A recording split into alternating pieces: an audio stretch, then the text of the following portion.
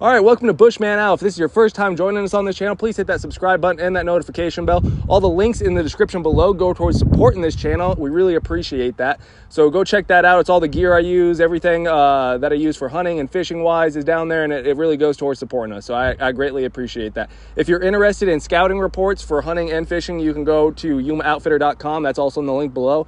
And we have scouting reports that you can download, or if you're interested in guided trips, you can contact us at that website and give us a phone call. But today we're going to be talking about gear that I use in the Southwest desert, specifically for mule deer hunting. Now, we have some trophy size mule deer here in Arizona, specifically Yuma, Arizona. I know there's difficulties to every single hunt in North America and everywhere in the world, really, but I feel like this hunt for archery mule deer is like one of the most difficult hunting situations you can be in for bow hunting. And the reason is because it's flat lands. There's areas that you can't get up in glass. It's very difficult to get up and glass up some of these mule deer, and especially the ones that are way out there in the flatlands. And then you have nothing but rock and gravel and just dry twigs that just always are making noise. And it's not like we're up at 10,000 feet on, some dry grass or whatever else. Like it's very noisy down here. And this year I have gotten more productive in my hunting, and I'll get to that in a little bit. But in the years prior, I've only shot like a couple of 2x2 mule deer, so nothing big, nothing crazy, just getting a few kills under my belt for mule deer. I have shot whitetail my entire life growing up in Wyoming, but living down here in Arizona now, it's just a completely different beast. Up north, there's deer running around like crazy. It's honestly, it's easy. It's not like the easiest hunt, but it's not the most difficult hunt. Like for me, down here in Arizona, it's really redefined my skills as a hunter and really showed me that I'm really not that great of a hunter. You have to be very quiet. You have to be very stealthy. You have to be very tactful to get a mule deer with your bow, or just a deer in general here in Arizona with your bow. It's not easy, and you can't kill does.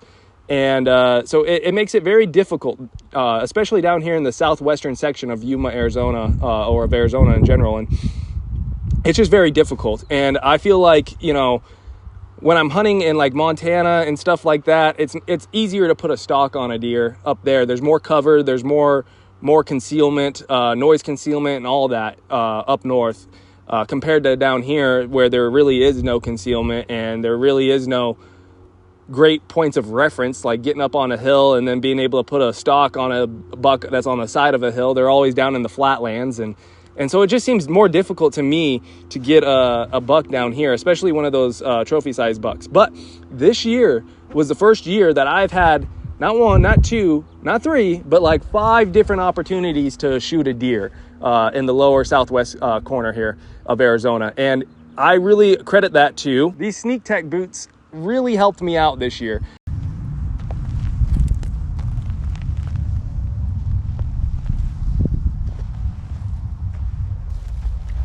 Get some bigger ones in there even.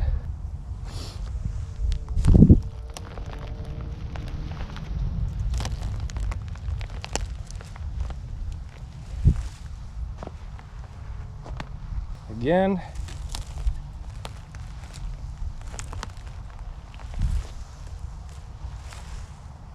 That is very quiet right there. I just laid down some more brush right there, and even going fast, not even that loud. And then here's the difference with my shoes off, with the Sneektecs off.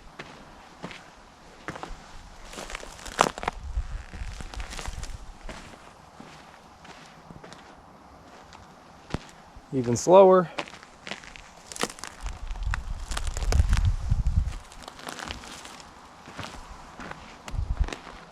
Definitely a difference. Now, if I want to go ultra slow,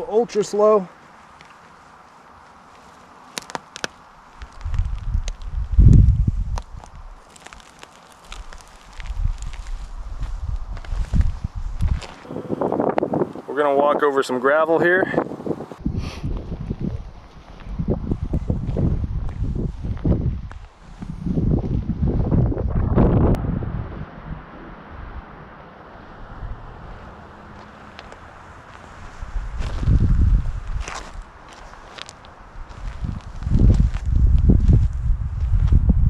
I will take that any day right there compared to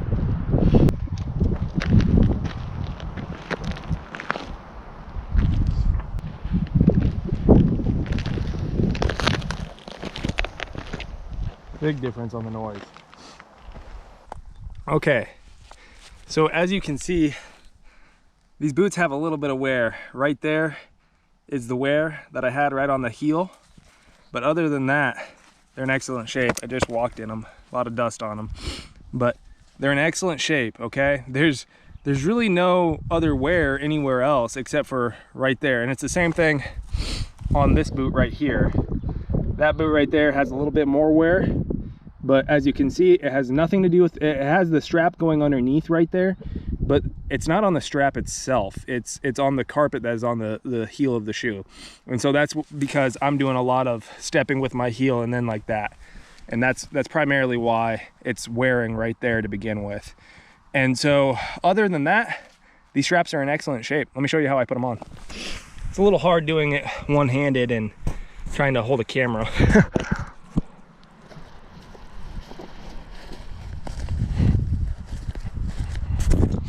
There you go. I just put that toe in there first and then I slide the back up, and it's got that nice little slot right there for your finger to be able to pull the back end up.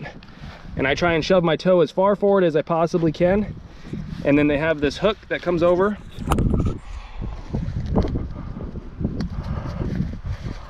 That hook right there. Then you tighten it down, and then they have these straps on the side that are a push button.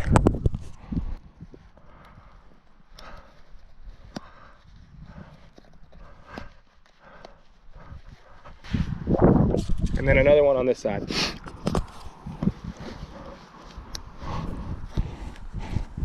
And those secure your toe much better.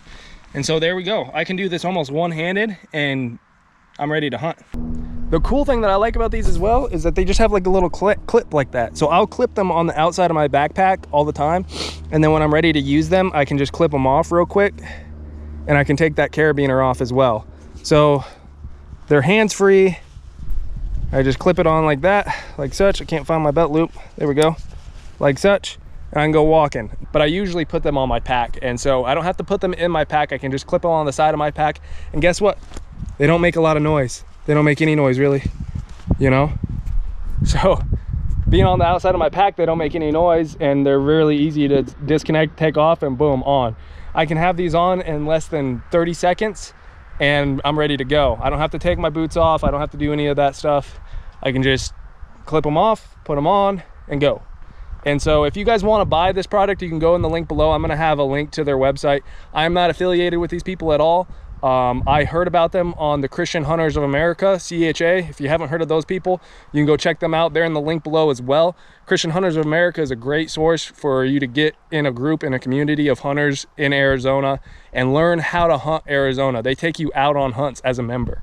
And so it's a really cool opportunity for you to get involved and get into a community and start learning how to hunt Arizona. And you don't have to be a Christian to join. I heard about them. They have a podcast and they had, I believe, the owner of Sneektec on there, and I listened to the podcast and I knew I needed a pair like this. I was just really torn between the stockisons and something like this. And when I looked at all the stuff and I looked at the material and I'm like, I'm gonna try those, especially for the price point at like 90 bucks. I was like, I'm gonna try those before I go to a $180 stockison, you know? So I'm really happy I invested in these. Again, I'm not affiliated with them. I just heard about them on the podcast, on CHA podcasts, and decided to give them a whirl. And this was my review of them. I really like them, enjoy them. I think they're a great product.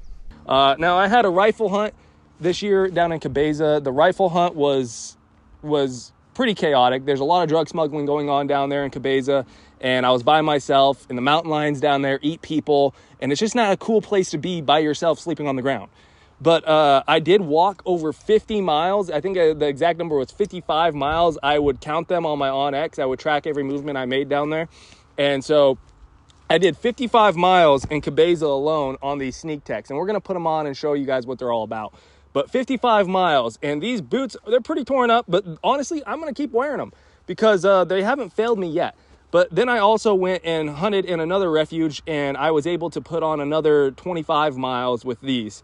And so these went over all sorts of terrain here in the Southwest, and it was great. We have some footage of us out there hunting, and we'll show that for B-roll. And but I didn't get the greatest audio because we were actually actively hunting for mule deer in that situation. But the situation there was we were walking to a place that we saw a buck last positioned at, and where he disappeared at. And so we started walking over to another hill to get a good vantage point. And we just realized that we were just making way too much noise with our feet walking up the wash. You can see it's like absolute gravel. It's not quiet at all. And then if we got up, we're exposing ourselves to everything in the area. And so we wanted to stay down in that wash. And so my brother-in-law ended up buying stockisons, the leather stockisons. And I thought about purchasing those as well. They're very expensive. I think they're like $180 or something like that. But these are $90. It's a good price point at $90. I really like that price. And but the stockisons he got, they look great. For me, I'm going to default to the Sneektec. Me and him went back and forth out there in the desert about which one was better. And neither one of us really ended the conversation with any kind of leaning to one or the other. But I definitely lean to the Sneektec. Now, there's a few reasons for that. The Sneektec, I can put them on and off of my feet whenever I choose. All right, I don't have to take my boots off. The stockisons, you have to take your boots off. Now, these aren't made to walk 50 miles in. All right, just want to point that out. These are not made for that purpose. These are made for once you get within like 400, 500 yards of your animal, you go ahead and put them on. But I never know when I'm going to jump a deer or if the deer can hear me a mile or two away, because the desert is so deathly quiet that I feel like I'm making so much noise out there that these deer can hear me well beyond 500 yards out. And so, because I've jumped them or I've spooked them beyond 500 yards out. And so, yeah, that's why I like putting these on. And especially if I know there's deer in a wash and I want to jump shoot them with my rifle, and still walking up the wash and getting as close as I possibly can before they spook out of the area is a good thing to have when you have these on your feet. So that's the situation. We were walking up this wash. We didn't want to spook them prematurely, and so we put on our boots. All right, I put on the Sneektec. He put on the stockisons. Noise level, they made the same amount of noise. Neither one was more productive on noise cancellation than the other, okay? So for that aspect, they were pretty much equal. But the only difference is this. I can walk anywhere and on anything that I want in this desert and not be scared of poking the crap out of my feet, okay? This allows me to make it so that I don't have cactuses going through my foot. And now those Sneektecs, I know they might not go through your foot. I even messaged them and asked them if they're cacti repellent, and they said they have a few people that use them down there, and they don't have any complaints, and they should be deterring cactuses. But when we start going through a cholla patch, me and my brother-in-law, well, I zoomed it through that thing, no problem. But my brother-in-law, he took a while. He was very skeptical. He didn't want to step on those with confidence. I could step over anything I wanted in confidence with these Sneektecs. So I like having the confidence, right? The confidence that I can walk over anything that I want here in the Sonoran Desert, and I don't have to worry about it, all right? I can stay focused on the prize ahead, the game ahead, and I don't have to worry about where my feet are being landed at in fear of a cactus potentially going through it. Now, we do need to go out there and actually put that to the test and see if a cactus or a cholla plant will go through those stockisons. The only downside to these that I had, right? The only downside is that they were a little bit bulky, all right? My noise concealment, such as like stepping over vegetation and stuff like that, and just being a little bit light-footed, was not as good with these on, okay? It's something I had to get used to. I had to remind myself, pick your foot up a little bit more, pick your foot up a little bit more. So that's really the only downside I found to these. Now, you could argue that the straps will fade over time, but ladies and gentlemen, I'll show you these close up. I got 55 miles on these, all right, in just about 6 days. And then I put another 25 on that. So we're at like, what is that, 80 miles with these Sneektecs. And the straps are in excellent shape. There is some wear and tear going on. All right, but it's not at the straps. It's not compromising it going over my boot.